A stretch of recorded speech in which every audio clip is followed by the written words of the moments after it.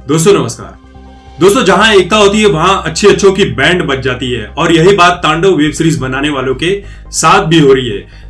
इस काम में लोगों को इतनी सफलता मिल रही है जिसके बारे में हम उम्मीद भी नहीं कर सकते हैं कि तांडव वेब सीरीज बनाने वालों की इस वक्त स्थिति क्या है।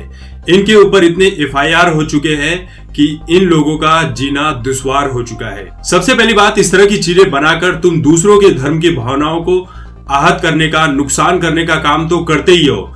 दूसरी सबसे बड़ी बात यह होती है कि जब इस तरह की चीजों को लेकर तुम्हारे ऊपर या बॉलीवुड के जो फिल्म मेकर होते हैं इनके ऊपर जब केस डाला जाता है तब इस समय अदालत का भी समय बर्बाद करने का ये लोग काम करते हैं। सोच लीजिए कि अदालत एक समय में जब इस तरह के केस अदालत के पास नहीं जाएंगे तो अदालत अपना कीमती समय कितने अच्छे केसों में डाल सकता है जहां पर किसी बेगुनाह को निर्दोष तक साबित किया जा सकता है। लेकिन इस तरह के केस जब अदालत में जाते हैं तो अदालत का सिर्फ समय बर्बाद होता है। देखिए, अली अब्बास जफर कई बार माफी मांग चुका है, यहां तक कि अमेज़न प्राइम वीडियो से उस पर्टिकुलर सीन को डिलीट भी कर चुका है।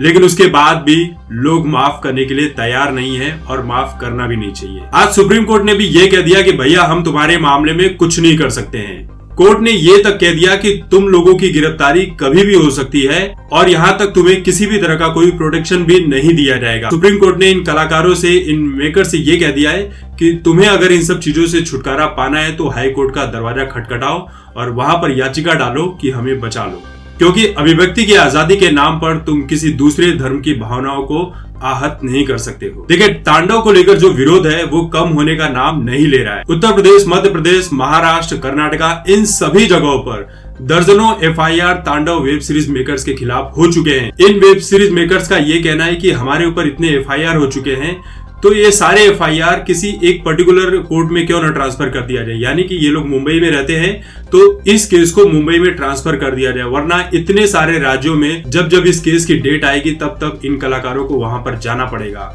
जो इनके लिए संभव नहीं है। जब इस केस की सुनवाई चल रही थी तब जीशान अय्यूब ने कहा, मैं एक अभिनेता हूँ, मुझसे इस तरह का रोल निभाने के लिए कॉन्टेक्ट किया गया था। इस पर कोर्ट ने भी कह दिया, आपकी अभिव्यक्ति की स्वतंत्रता असीमित है, आप ऐसा किरदार नहीं निभा सकते हैं जो एक समुदाय की भावनाओं को आहत करने का काम करता हो। मतलब जीशान अय्यूब को कल को कोई फिल्म मेकर इसलिए कांटेक्ट कर ले कि भैया तुम्हें एक फिल्म में गोबर खाना है और रियल में खाना है, तो क्या जीशान अय्यूब गोबर खा लेगा?